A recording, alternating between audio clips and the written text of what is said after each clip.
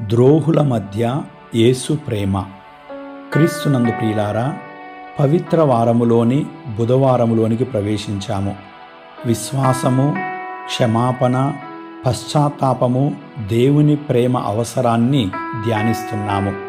ప్రియులారా, యూదా ఇస్కారియోతు విశ్వాస ద్రోహిగా మారాడు. 30 వెండి నాణాల కోసం గురువును అప్పగించాడు.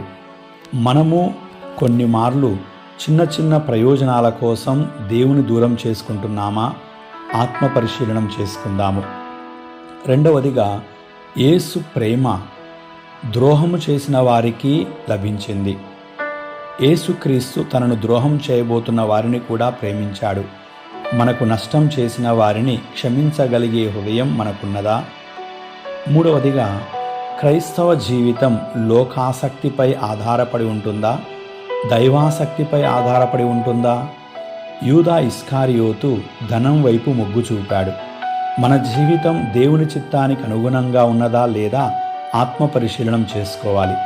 లోకాసక్తితో జీవించేవారు వారి ప్రాధాన్యతలు లోక సంబంధమైనవిగా ఉంటాయి. దైవాసక్తితో జీవించేవారి ప్రయోజనాలు పరలోక సంబంధమైనవిగా ఉంటాయి. మరి మన జీవితం ఎలా ఉంది?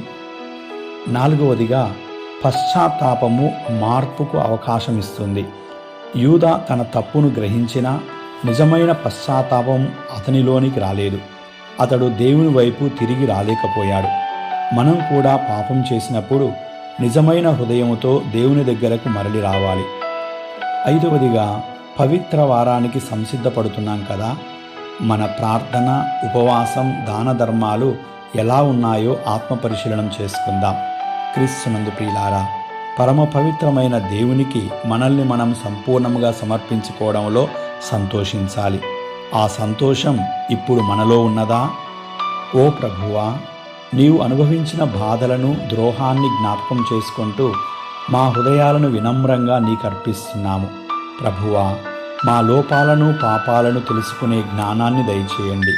యూదా చేసిన ద్రోహం వంటి మార్గాల్లో మేము నడవకుండా మాకు బలాన్నివ్వండి. మా హృదయాలలో నిజమైన పశ్చాత్తాపాన్ని కలగజేయండి.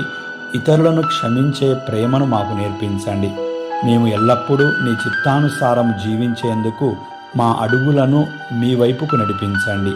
మీ పవిత్ర నామమును స్మరించుకుంటున్న మమ్ములను ప్రభు సంరక్షించి ఆశీర్వదించండి. ఆమేన్.